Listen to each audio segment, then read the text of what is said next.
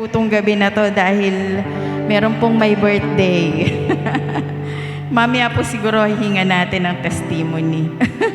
Pwede po ba? But before that, itaas po natin ang pangalan ng Panginoon. Sabi po sa Revelation 19 verse 12, meron po ba kayong mga Bible? Marami po palang corona ang Diyos. Revelations 19 verse 12.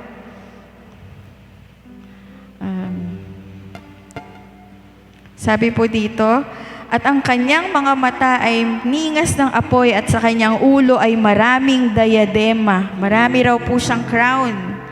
At siya'y may isang pangalang nakasulat na sino man ay di nakakaalam kundi siya. So, sa gabi pong ito, putungan po natin ng maraming corona ang Panginoon. Amen po ba? You are crowned with many crowns. Sige po, alam ko, may nakakaalam po ba dito? Bago po sa inyo, bago. Actually, luma na to. Pero kahit dahil hindi nyo alam, bago po ito. Di ba po? Sige po, try natin. Andyan po, nakasulat po yung lyrics. Sige. You are crowned with many crowns. Kakantahin ko muna po, then sabayan nyo po afterwards.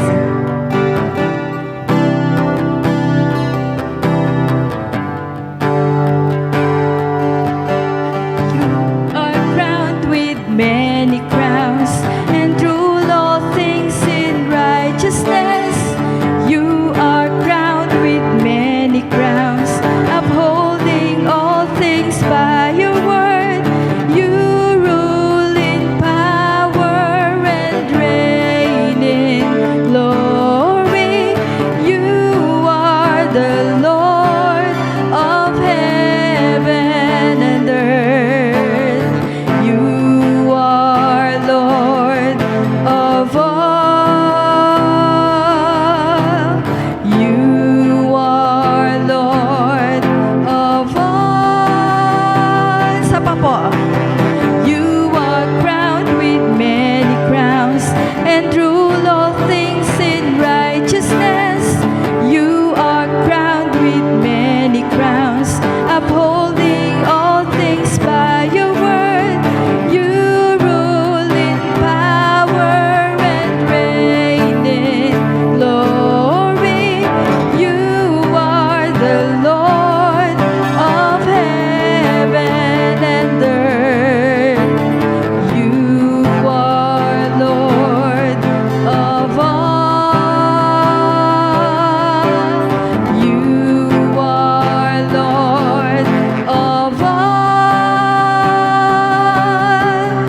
po ba natin?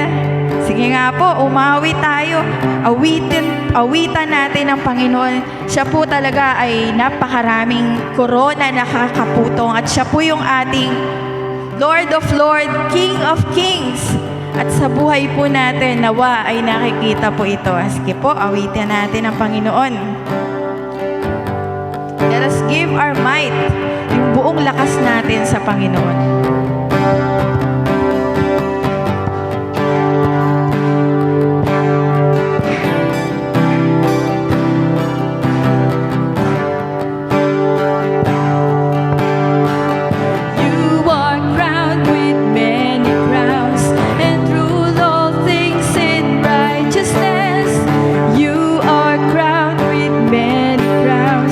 Upholding all things by your word, you rule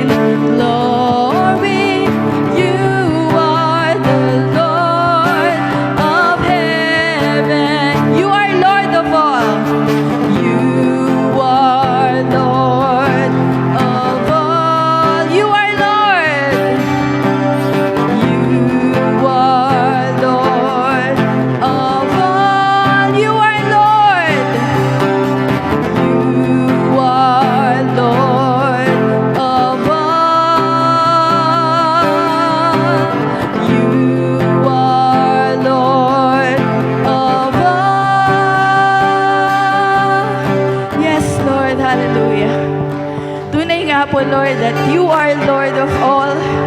And we worship you. We welcome your very presence right now, Panginoon. Lord, yun pong aming mga puso, pakasaliksikin mo po. Kung meron ka pong nakikitang karumihan, patawarin mo po kami.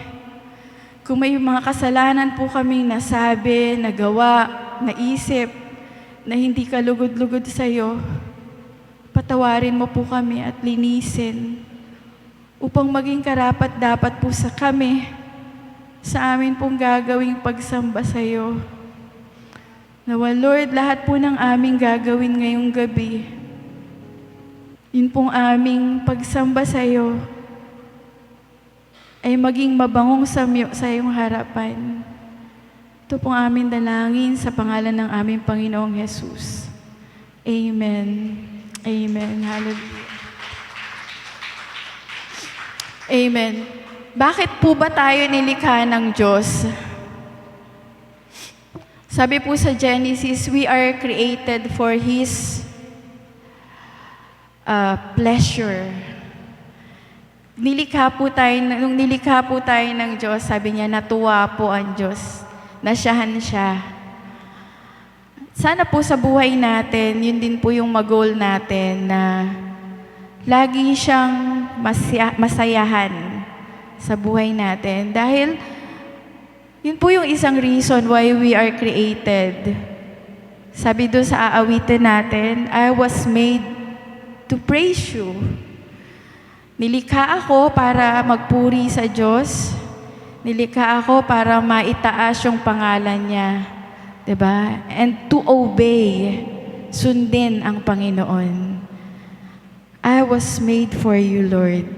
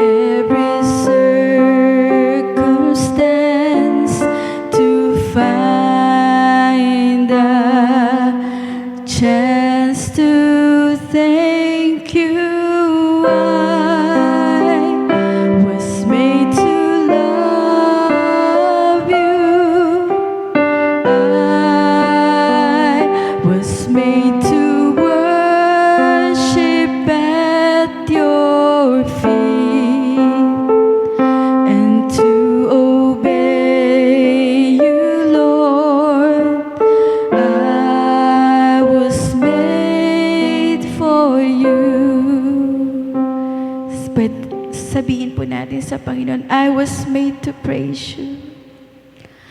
I was made to praise you.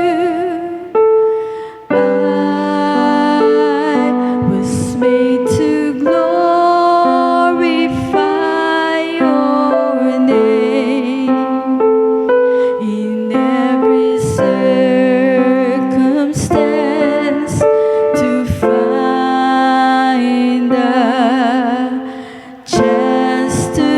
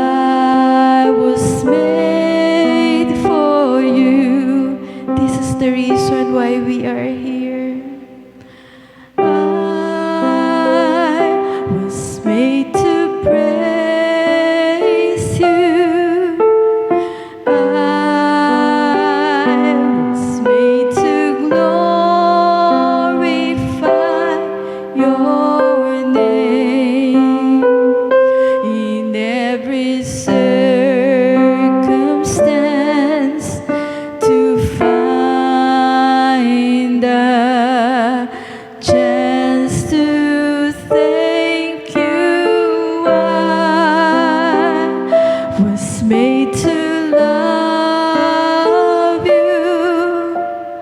I was made to worship at your feet and to obey you, Lord. I was made for you for the last time. I was made to praise you. I was made to glorify your name in every circumstance, to find a chance to thank you. I was made to love you.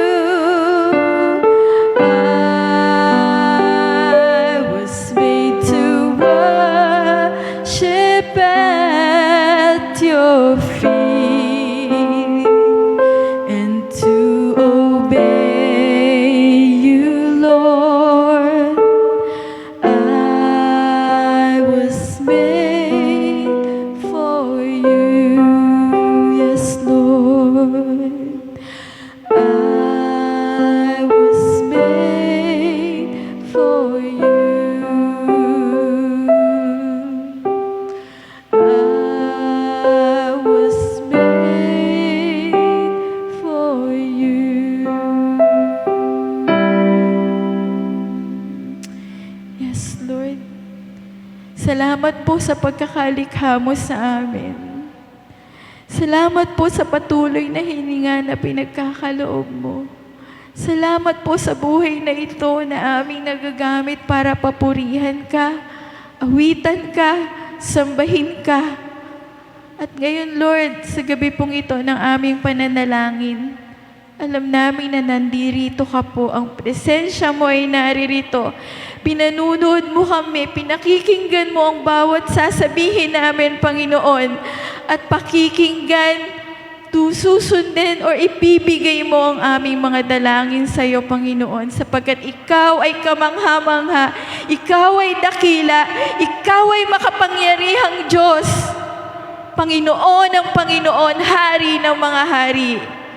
Kaya sa iyo lamang po ang pinakamataas na papuri, parangal, sa pangalan ng aming Panginoong Jesus. Amen. Amen.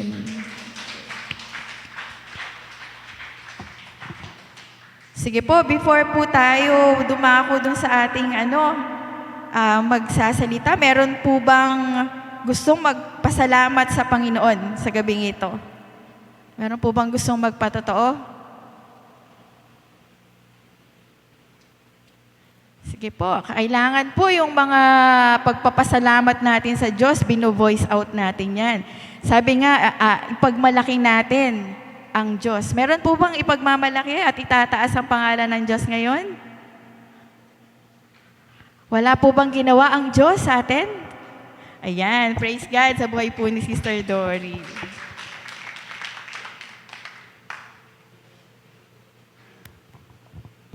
Magandang gabi po sa atin lahat. Ako po nagpapasalamat sa Panginoon. Pupuri ako nagpapasalamat sa ating Panginoon. Dahil nakarating po kami ngayong gabi na to. Thank you, Lord, that nabigyan ka po namin ng oras. Nagpapasalamat po ako sa Panginoon dahil talagang napakabuti niya dahil sa buhay ko po na to na marami pong pinagdaan ng kasakitan, marami pong pinagdaan ng operasyon. Nagpapasalamat po ako sa Panginoon at nakatayo po ako sa lugar na to at patuloy po akong nakakadalo sa mga gawain dito. Salamat sa Panginoon at patuloy niya kaming binibigyan ng lahat ng aming mga pangangailangan sa araw-araw. Nagpapasalamat ako sa Panginoon na mga anak ko ay mga may trabaho na ngayon. At salamat sa kagalingan na pinagkaloob niya sa akin. Talaga pong ang Diyos ay buhay. Talagang sa araw-araw namin buhay ay nagpapasalamat ako sa Lord dahil sa nangyari sa buhay ko ay lalo niya akong pinatatag, pinalakas, lalo niya akong napalapit ako talaga sa Kanya. Kaya maraming salamat sa Panginoon. Pinupuri ko po kahit pinasasalamatan aming Panginoong Yesus. Amen. Every time daw po na nagpapasalamat tayo sa Panginoon, hindi lang po nasisiyahan yung God the Father. Pag daw po nagpapasalamat tayo sa Panginoon, sinusuntok daw natin yung kaaway. Meron pa po ba?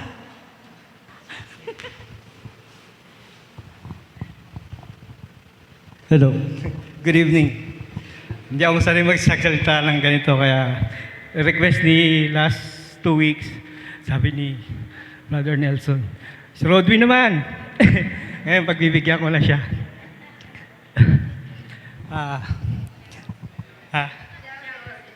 Si Lord. Kasi sabihin ko yung dati kong karakter. Ako dati malakas manigarilyo. Ngayon, 1 taon na mahigit. Tapos, bawat salita ko, parang lagi kasunod, mura. Ganun. Kada words, kasunod nun, mura. Ngayon, kundi, Amen. Praise the Lord. Hallelujah.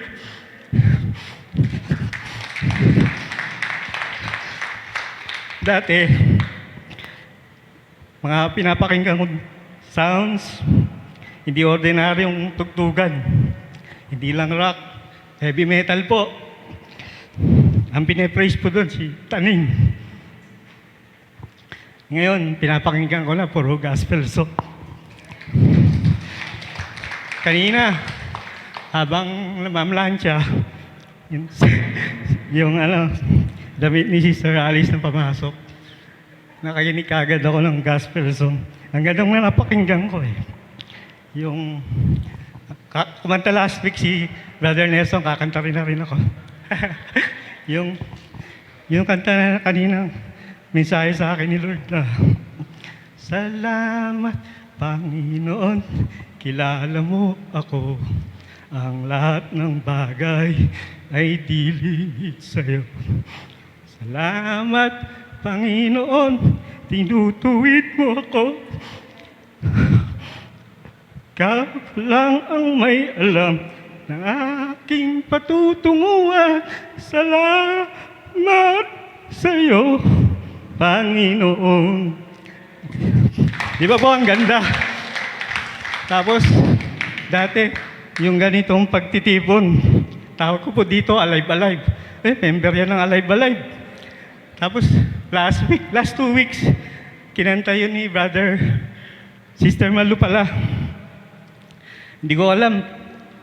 Balang araw, ako pala yung papalakpak ng Alive. Kakanta rin na rin ng Alive Alive. Dati kong pinagtatawanan. Ngayon, ako na rin po pala yung kumakanta ng ganun. Kaya po, napakabuti. Marami po sa akin, nabago. Dati po, malakas po ako. Mabilis tumakbo, malakas tumalon. Ito po, hindi na po ako ganong nakatalon. So, yung karakter ko po dati, bawal nga po akong titigan eh. Kasi pag tinitigan ako, kala ko, kinukursunada man ako, niyayabangan. Sabi, ano titi mo? Suntukan na po yun. Ganun po ang karakter ko ngayon. Ngayon, malayo. Iba po, marami pong pinagkaiba. So, unang-una po, papasalamat po ako. Excuse me po.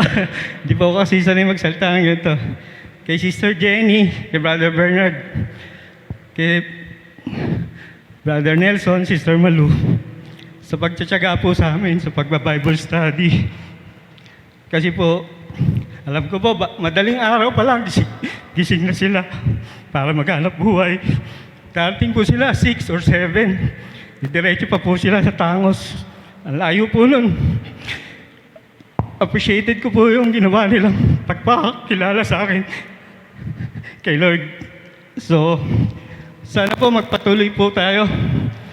Yung na-inspired lang din po ako sa last 2 weeks. No? Nagpatotoo yung dalawang bisita natin. Si Pastor Peter saka si Brother Ambet. Kung gaano sila binago ng Diyos. So, sabi ko, tapos si Junjun, nagsalita na rin kahit nahirapan siya magsalita. Sabi ko, why not? Bakit hindi ako? I-share ko naman yung dati kong pagkatao, sino talaga ako. So, ngayon po, papasalamat din po ako kay Pastora sa pagtanggap po sa amin ni Sister Alice dito. So, yun lang po. Magandang gabi po sa ating lahat.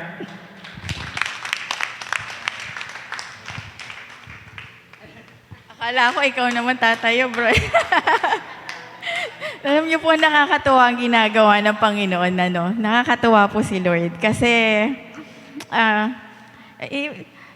ni sa iyo hinagap, di ko po natin ng na magkakaroon tayo ng testimony every Thursday. Pero nakakapagpalakas po no, sa bawat isa sa atin na talagang buhay ang Diyos, may ginagawa po siya. Alam ko na marami pa po diyang may patotoo, pero medyo late na po tayo sa tinatawagan ko na po yung mensahero ng Panginoon sa gabing ito. Thank you po. Magandang gabi po sa ating lahat. Dahil nga may birthday, bilisan po natin. Good evening po sa lahat.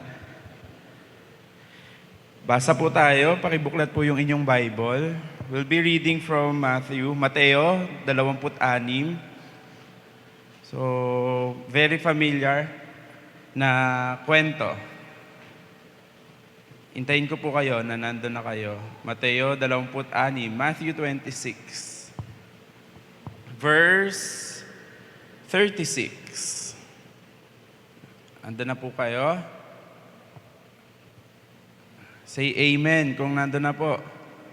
Amen, nandun na yung isa. Yung iba po. Matthew 26:36.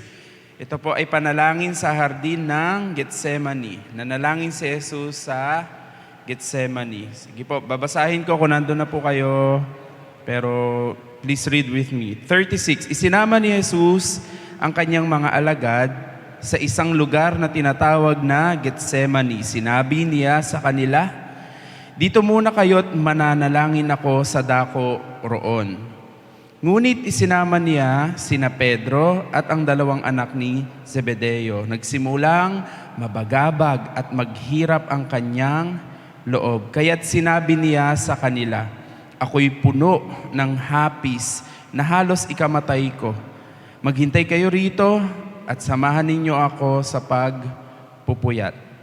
Lumayo siya ng kaunti, nagpatira pa siya at nanalangin, "Ama ko, kung maaari po, ilayo ninyo sa akin ang kopang ito ng paghihirap.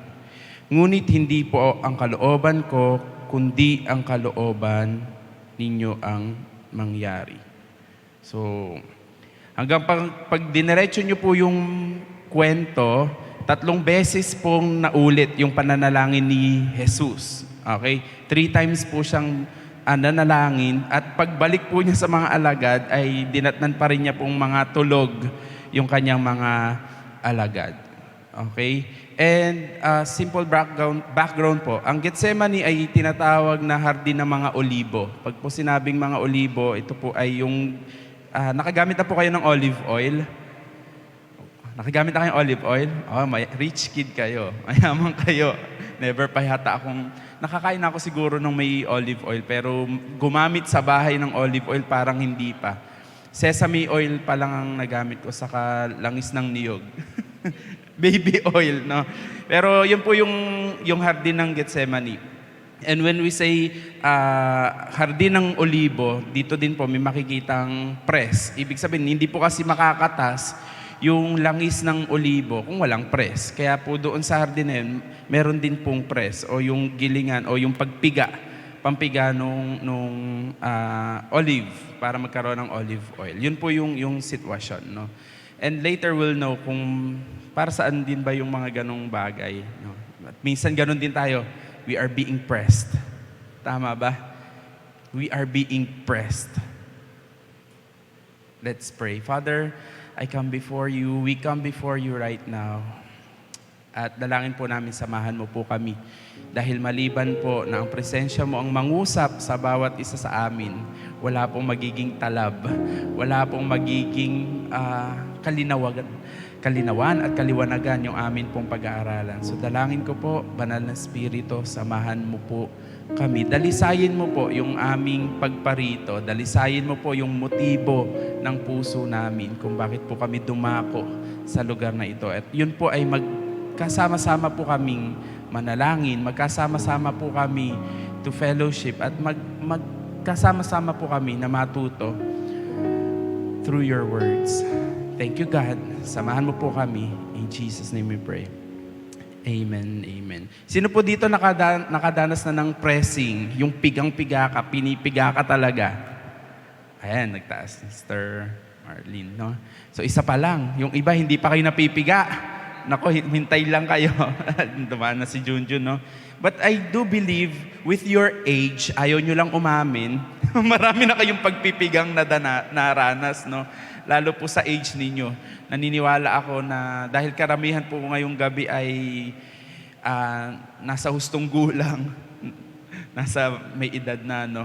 Naniniwala po ako, marami na po kayong pinagdaanang pagpiga sa buhay, no? At salamat sa Diyos, sa pagpiga na yon ay, eto po kayo, ang kinatas sa inyo ay isang mabangong samyo. Katulad po ng olibo, no? Pag kinakatas. Alam niyo po ba ang mahal ng olive oil, no? Now, what does it mean? Katulad po ni Jesus, that time, siya po ay nasa pressing. Napakahirap po nung sitwasyon ni Jesus. Kaya nga po to the point na ang kanyang panalangin ay, kung maaari lang, alisin niyo po sa akin ang saro ng paghihirap na ito. Now, what is prayer? Yan naman yung lagi nating tinatanong, no? Kaya nga tayo nasa prayer meeting. Ano ba ang panalangin? Pasimplihin natin sa ngayong gabi. Ang panalangin ay komunikasyon, communication. Tama po. So pag sinabi natin communication, ito ay may nag-uusap na dalawa. Dalawa po karaniwan or more than. Pero pag hinati niyo po siya, dalawa. Isang speaker at isang recipient. Okay po. Ako po ngayon nagsasalita, ako po ay speaker. Kayo po ay recipient. Okay po. Now, kapag po kayo ay tumatangong ganyan, ibig sabihin, naiintindihan niyo yung kino-communicate ko, bumabalik sa akin at nagkakaroon ng communication. Nagkakaroon ng komunikasyon. Naintindihan po natin. Ganon din po sa panalangin. Yun nga lang po, minsan or madalas, ang panalangin ng mga Kristiyano ay hindi komunikasyon. Bakit? Lord, in Jesus' name we pray, amen. Teka, umalis ka na agad. Narinig mo na ba yung sinabi ng Lord? Ikaw lang nagsalita. Di ba? Karaniwan na prayer natin. Hindi man po kayo aamin, pero tingin ko ay karaniwan na prayer ng isang Kristiyano, lalo ng mga nagmamadali. Lord, ganito po, salamat po sa buhay. Ito po ang kailangan ko. In Jesus' name we pray, amen. Sabi, alis.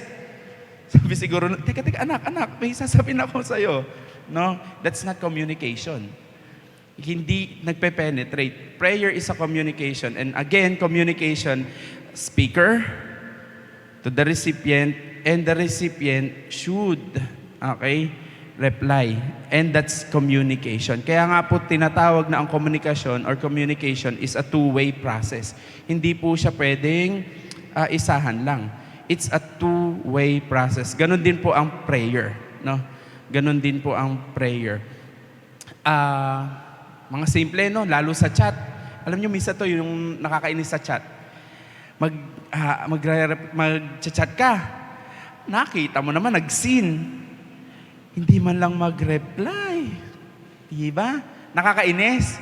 Diba? Ganon din po, lalo ko sa prayer, no? Ganon din, baka nakakainis din tayo, ayaw niyong makinig. Nagpatapos ka lang, yung bang nagsabi ka lang lahat ng daing mo, pagkatapos na may sasabihin na sa'yo, ayaw mo nang makinig.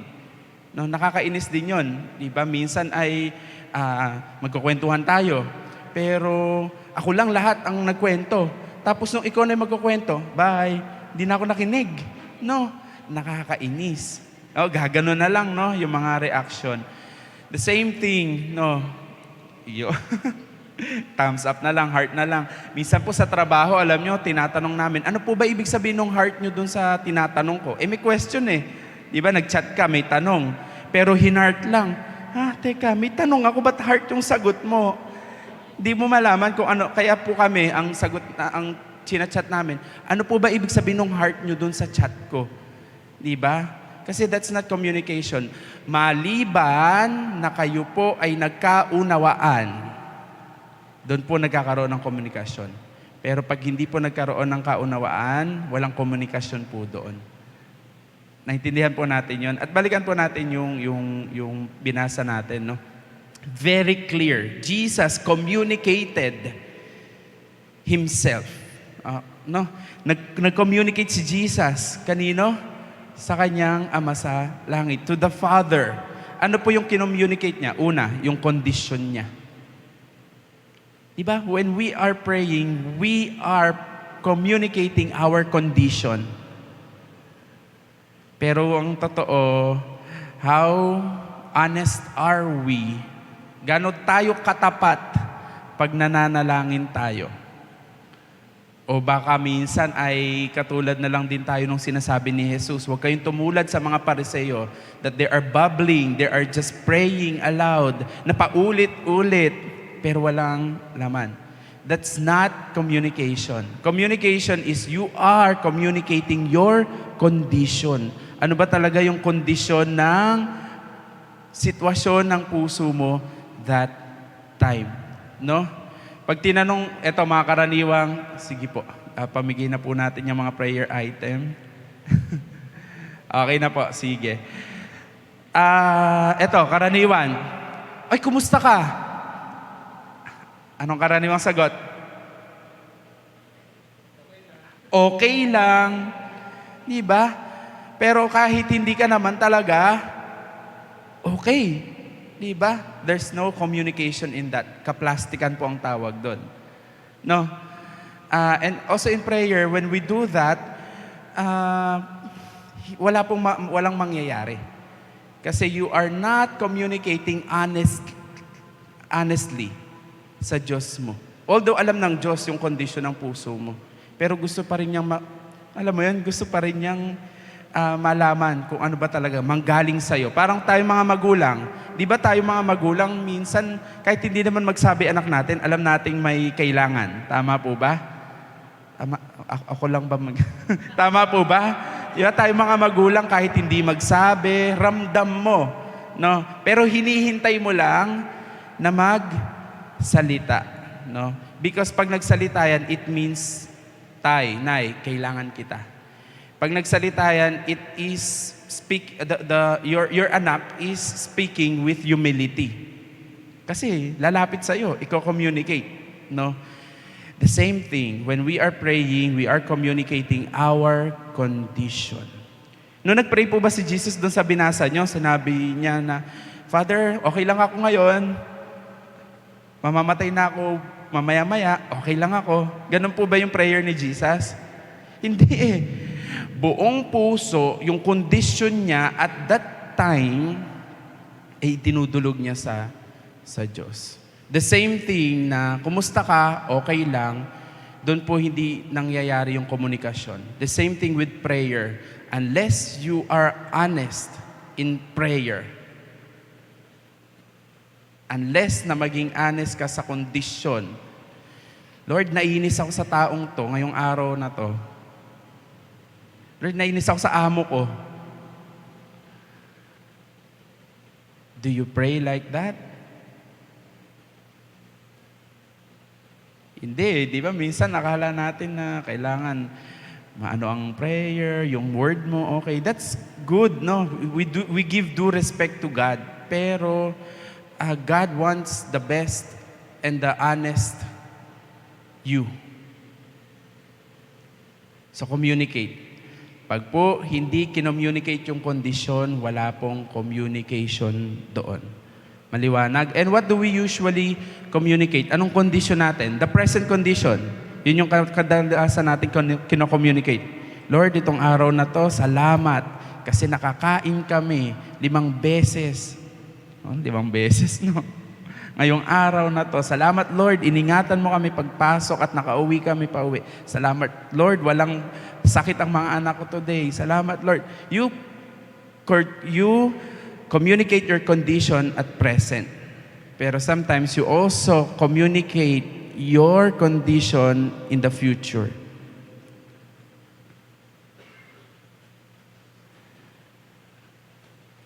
Lord, mag-e-exam bukas yung anak ko. Lord, aalis kami next week. Lord, are you getting the point? You are really exposing your condition. Bakit po na-expose ni Jesus? Ganun yung prayer ni Jesus. Balikan po natin yung verse. Kasi ano po yung unang niyang sinabi doon? Anong word doon sa prayer niya? Balikan niyo po yung Bible niyo sa Matthew 26. Doon sa prayer niya, ano yung unang word na sinabi niya?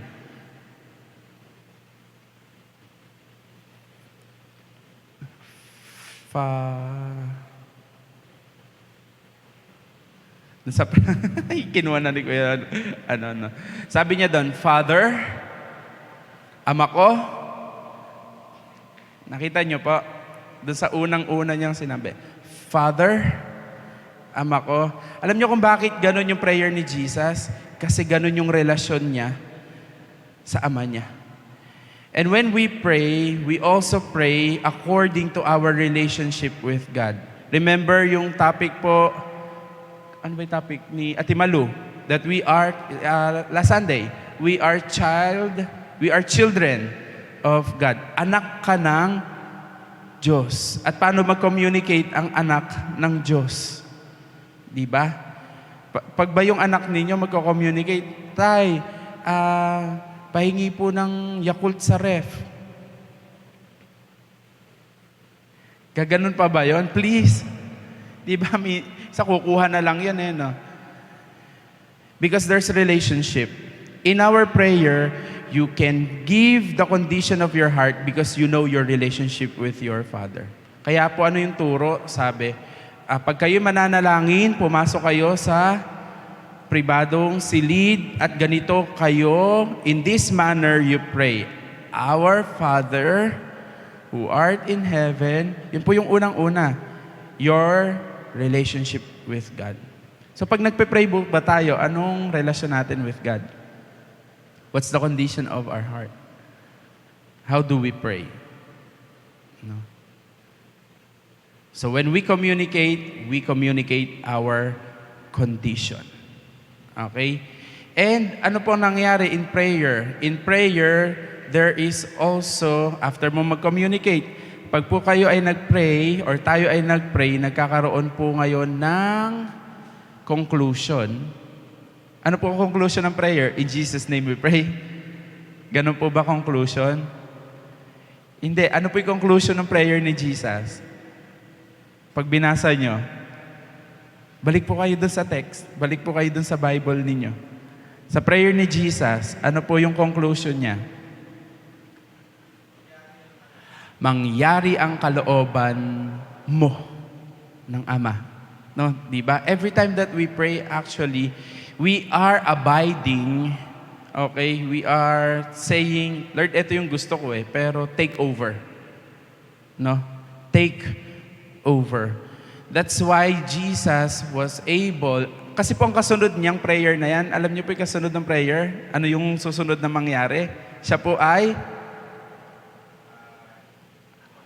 dadakpin, huhulihin na po siya at siya po ay yun na po ang kasunod niyan eh. No? Ang hirap ng prayer niya. But in full obedience, actually in full submission. Magkaiba po kasi si obedience and submission. Ano po pinagkaiba niya? Ang obedience, Brother Arn, ikaw nga mag-exhort, sabi ni Pastora. Obedience, dahil gusto ko, kaya ko, at okay naman yung oras ko dahil holiday naman ngayon, goods ako. Okay? I obey. Pero, submission is different. Brother Arn, ikaw nga mag-ano ngayon? Naku nag-away kami ng amo ko, nag-away kami mag-asawa ko, ayokong mag-exhort. Pero because I will submit, kahit ayaw ko, kahit hindi gusto ng puso ko at that moment, susunod ako. Ang tawag po doon, submission. Naintindihan niyo po yung pinagkaiba? Obedience and submission. Kaya nga po, alam niyo po sabi sa mga babae na asawa, wives, submit to your husbands. Hindi po sinabing, wives, obey your husbands. Kasi pag-o-obey lang po kayo kapag gusto nyo lang. But when you submit, kahit hirap na hirap kang sundin niyang asawa mo o tao na yan, diba? You will submit. Hindi doon lang sa tao na yon. You submit because you submit to God. Hindi ka nakatingin doon sa tao. You see the difference? Ano po ginawa ni Jesus? Hindi po obedience lang. Submission. Paano po natin nasabing submission? Kasi sabi niya, pwede po ba? Kung pwede lang, alisin niyo po. Hindi niya gusto. Diba? Kung pwede lang. Pero because I will submit to your authority, kahit hindi ko gusto yung gagawin ko dahil mahirap, I will submit. Okay po? So pangalawa pong letter C, when you pray, make sure you have conclusion. Hindi pwedeng aalis ka ng prayer, wala kayong conclusion.